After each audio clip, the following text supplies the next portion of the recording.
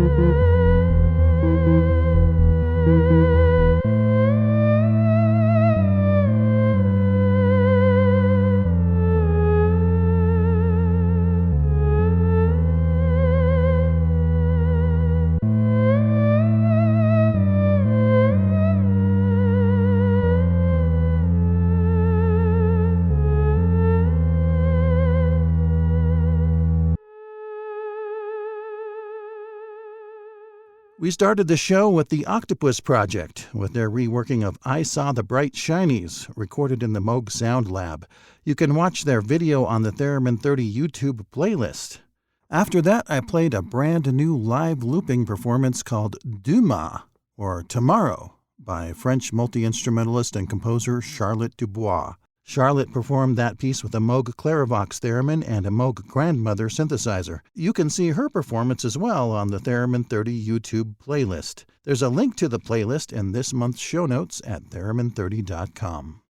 After a short break, I'll be back with the Theremin 30 calendar, some Theremin news headlines, and a new recording featuring Ernesto Mendoza. And of course, later in the show, I'll visit with Conall, Gleeson, and Alexx Mazonowicz from the New Note Orchestra.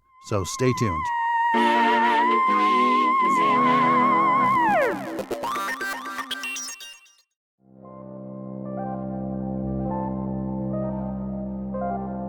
It's time now for a look at the Theremin 30 calendar of Theremin events. Alex Shermer is featured in the soundtrack of the new French-language movie Mistral Spatial, now playing in theaters in Montreal, Canada. On January 27th, Yoko Onishi hosts the monthly RCA Theremin Evening on YouTube. On January 28th in New Bedford, Massachusetts, James Bond will present a lecture and theremin demonstration prior to the Magic of Disney concert by the New Bedford Symphony Orchestra. On February 8th, Torvald Jurgensen performs in Montreal, Canada, and About Aphrodite has a concert in Hamburg, Germany. Over the weekend of February 10th, Dorrit Chrysler and Charles Hobbs will present a series of events in Graz, Austria to celebrate the opening of the Calder Plays Theremin art installation. And on Valentine's Day, the New Note Orchestra will be performing in the town of Hove near Brighton, England. We'll hear more about that later in the show. For details about these events and more, check out the interactive calendar on theremin30.com.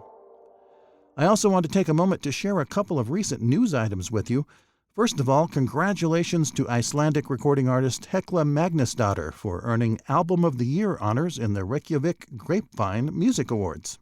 Also, thereminist Kip Rosser is helping raise awareness and funding for the Juliet Shaw Legacy Project, a campaign to preserve the archives of one of America's earliest professional thereminists. You can find details about the project by following the links and banners on theremin30.com. Now let's get back to more music with an exclusive world premiere single from Tharsis Project featuring Ernesto Mendoza and John Carr. This is called Time Traveler.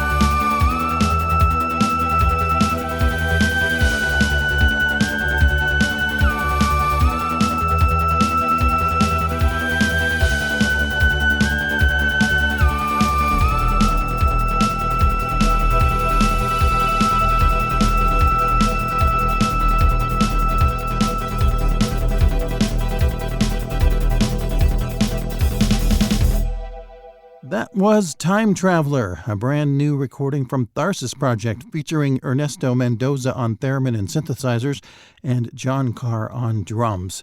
You can't get that track anywhere yet except for right here on this show.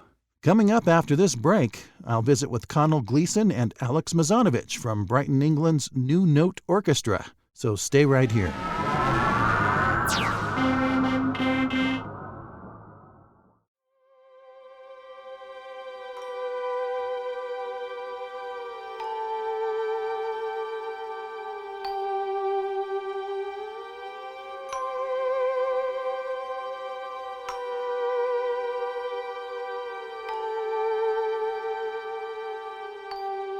The New Note Orchestra is an eclectic music ensemble based in Brighton, England, that uses musical collaboration to help people in recovery from addiction. I recently visited with their music director, Conall Gleeson, and their keyboard and theremin player, Alexx Mazonowicz, to find out more about the mission of this most unusual charity organization and how they incorporate the theremin in their live concert performances. Conall and Alexx, thank you for being on the Theremin 30 podcast. Yay, thank you for having us. Thanks for inviting.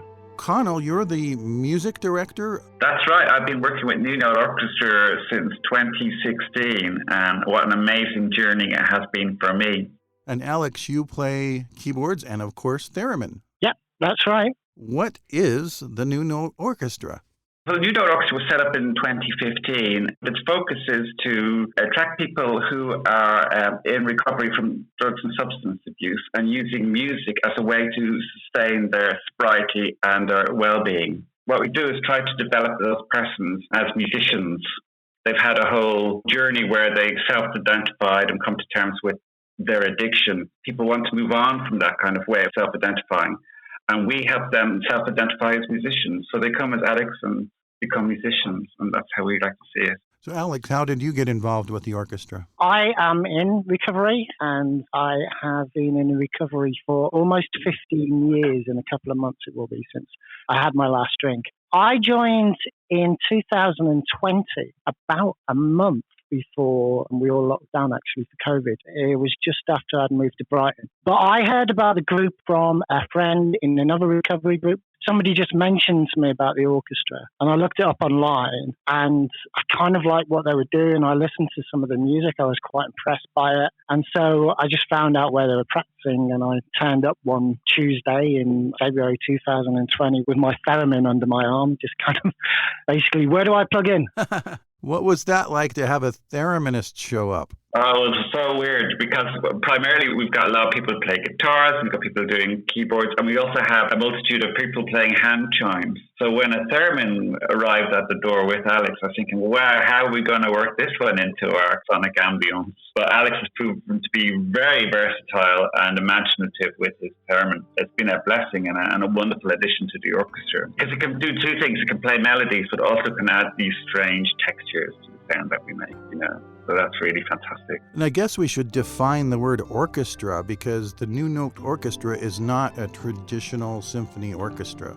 It's called an orchestra because it's quite large in size, a bit larger than an ensemble or a band. So we might have 20 to 25 persons. So kind of in size and in volume, it constitutes an orchestra. That's where the name originally comes from. But we might call ourselves an electric orchestra because we're plugged in, we're amplified, and we're a lot of guitars. We've got some wind instruments, and we've got lots of synth. And then we've got a theremin, yeah. I think orchestra, though, is a good description of the ambition of what we're trying to do. I think if we just called ourselves a group, a lot of people would be expecting a rock group or something like that, whereas with an orchestra, there's this idea of something big and very long, ambitious pieces that we do. So it works for me. Yeah. I'm curious from your point of view, Alexx, how you find your place in the orchestra. And I mean that both sort of philosophically as a thereminist and also practically, where you need space around your instrument to be able to perform it correctly.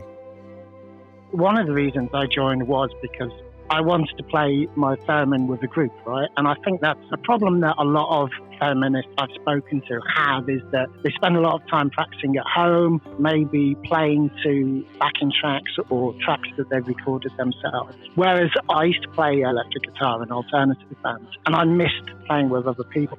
I've always liked to be a little bit different, right? Why would we choose such a difficult and weird instrument if we didn't like being different?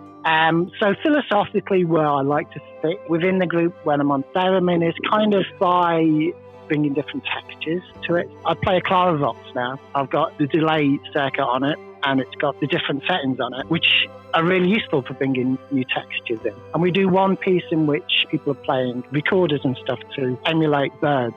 And I like to actually break the rules and touch the pitch antenna with my fingers to try and make that chirping sound. Mm-hmm. Also, the Clarivox has the white noise circuit on. Mm-hmm. I've used the software to connect the pitch antenna to the filter. The Clarivox has got that very beautiful Moog filter on it to try and create kind of a wind effect. And you put that with some delay. So you can get a lot of textures that way.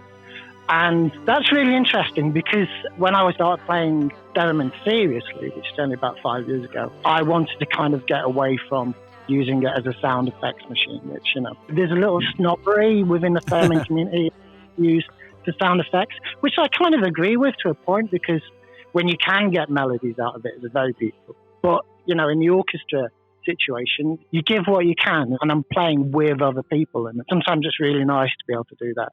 When we perform, we've kind of scripted our pieces. But when we get together and we're collaborating, we're all improvising and we're responding to the sounds that other instruments make. So in that respect, it's really exciting then finding how a theremin might blend and to add an interesting texture to a guitar drone or to get the theremin to sound like a percussion instrument.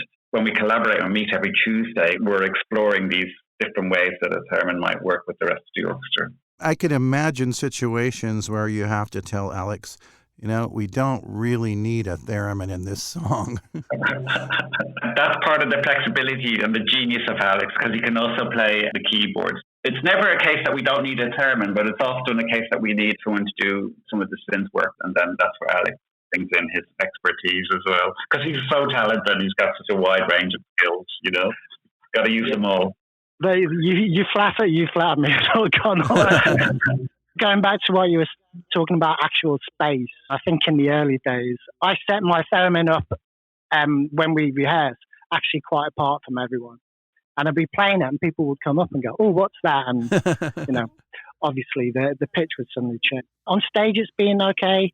I sometimes have to tune the pitch antenna quite tight just to kind of make sure that nobody else gets in the range. But we're a big group, so we have to have big spaces to play in anyway. Ironically, the theremin takes up a lot of space, doesn't it? Yeah. Also, you have to have an amplifier. So how does that work? We've already got people playing bass guitars and electric guitars, and we've got rock drummers in there as well. So generally, people are kind of fighting the volume.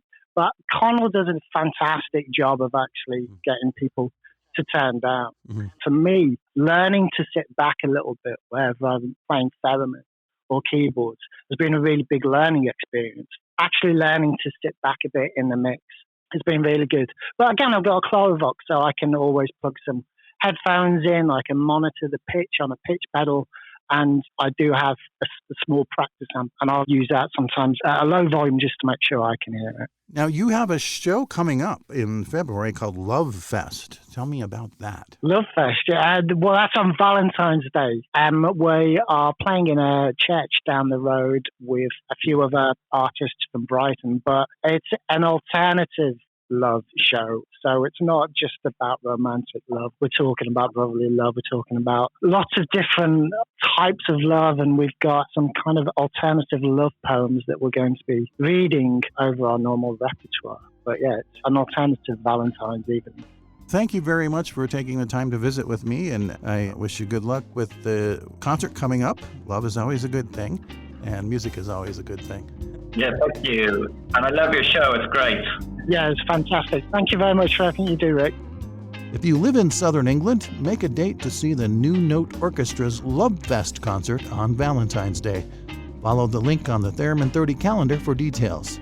Also, check out the New Note Orchestra website at newnote.co.uk.